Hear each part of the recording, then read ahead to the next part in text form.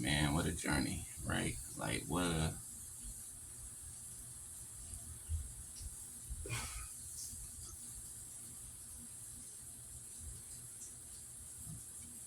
lot of things are unfortunate, right? A lot of things are unfortunate. Now, while I may come on here and joke, right, and you know, a lot of the times we laugh to keep from crying, right?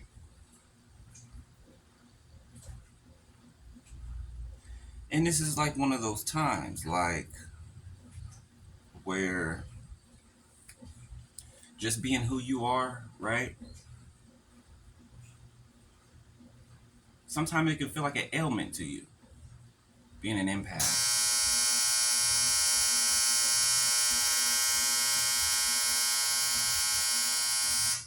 right? Being a prophet, okay? Whoever you are, whatever title you hold, all right? Whatever office that God has set you up over.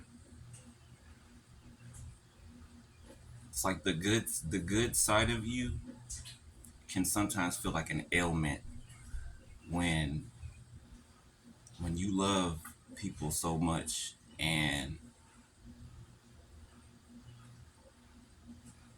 you just poured all your love out to them, for them, right? So much so that even when you knew what they were doing and you watched them do it, you still had love for them. You still, some of you in instances were still in love with them, right? You had compassion. You had empathy for,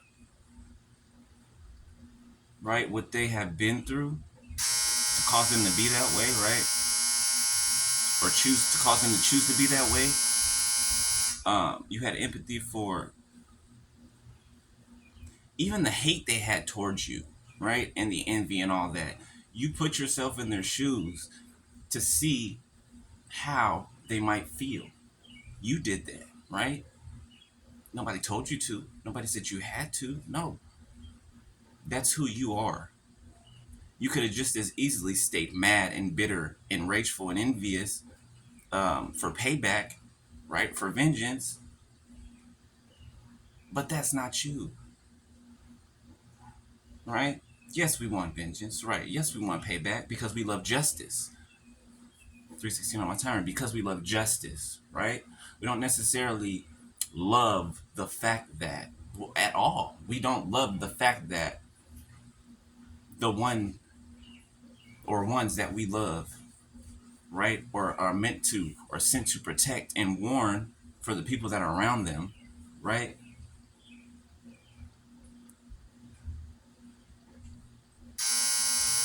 It's like, how do you put that off? Even when you want to, you know what I'm saying? You can't. You can't. Of course, things can die out, right? Of course, feelings can change, right? But when you really, really, really love someone, that you would give your life for them, right? I'm talking about if it came down to it. Say if somebody was holding a gun, pointing a gun to them, and you jumped in front of the bullet. That's you. That's the type of person you are. That's your love for who you love, right? It's not something that you thought you would think twice about. Never. It's never something that would you would think twice about, right? You've always defended the defenseless, right? You've always shown the unperfect side of you openly. You showed that openly, right? As well as the other side of you, right? But the difference is it's balance within you, right? Your demons don't tell you what to do. You tell your demons what to do, right? And it's not like that all the time, right? It's not like that all the time. Certain experiences and certain things come with being living this human experience. Okay, so don't ever get on anybody's platform looking at them like they are perfect, like they are better than the people they're talking about, right? And not in the sense that, I'm better than you because I'm this and that, right? No, right? It is the actions that you are better than, right? It is the actions they're taking against you. That's what you're better than, right? These people have to go through this. They have to. Now they have to surrender. They have to, because all of the things that they've done, those things are making them surrender because they tried to do them to you. So now, since they're happening to them, they don't have a choice but to surrender. They don't. Because if they don't, they're going to be diminished, demolished. Unless they want that. But it is hard. And I know I'm talking to somebody right now that you're having a hard time, like, believing all of this. You're having a hard time.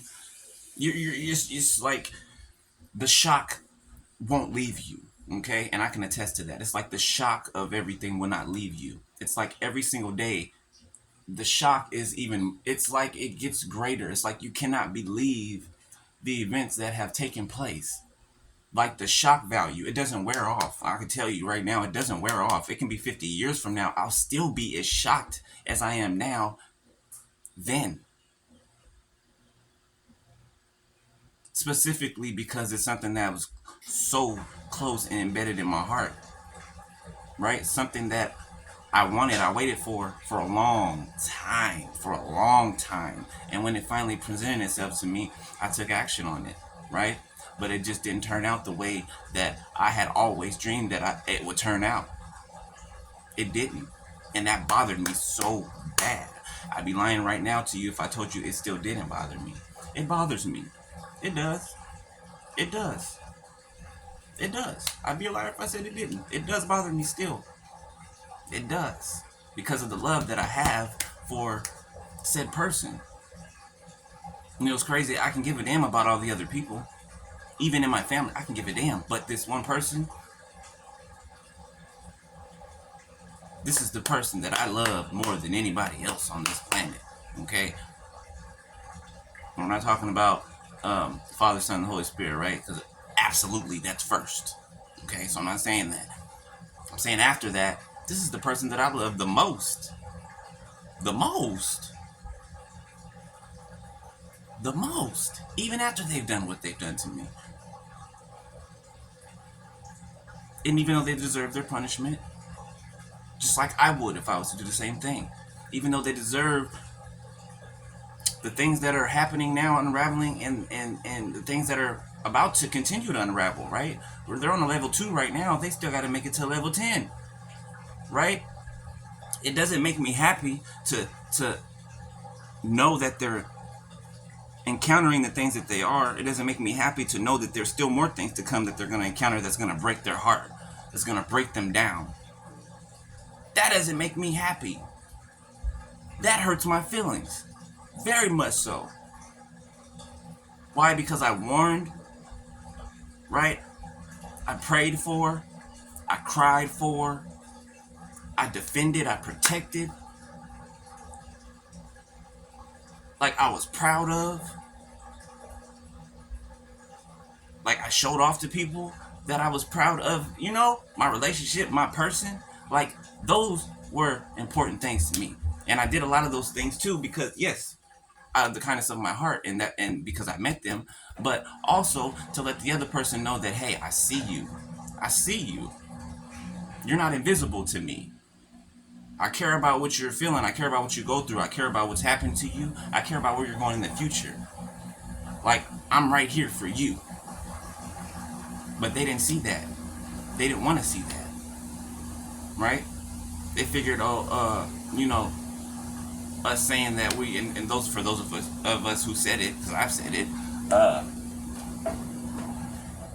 never leave you, right? I told them that I'll never leave you. Never. I will always be here for you. We'll never leave you stranded. We'll never leave you without. If there's anything that I can help that I can do, I'm gonna do it for you, right? But they heard and saw that as, oh, I can manipulate and take advantage of you and that you're weak. Biggest mistake of their lives. Biggest mistake of their lives. It's actually the other way around. People who are like I am are the strongest ones. You can tell by our calm temperament and our love for life. Right? And it hasn't been always like that, but it got there.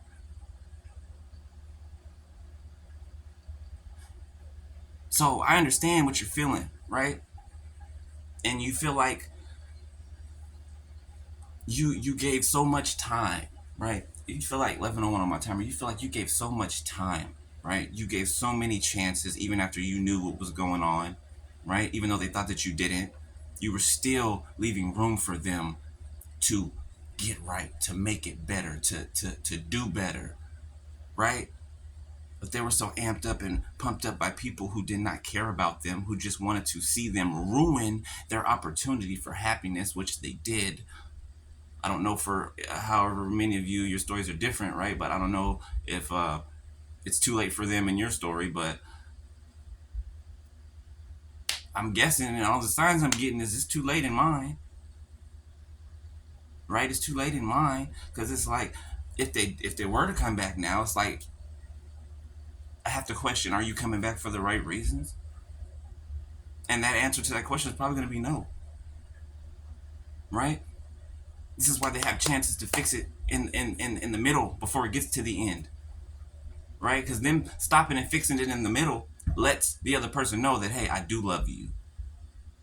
Hey, I do realize that I messed up bad, bad. And I do realize it's going to take you a while to trust me and even probably forgive me. But I'm willing to make that up to you. I'm willing to prove how wrong I was in the past and how right I want to make this going now and going into the future. 1, 2, 3, 4 on my timer. See, that is the right way to go about fixing things when you've done something wrong. Especially if it's important to you, if it means something to you and you don't want to lose it. And God is giving you the chance not to lose it.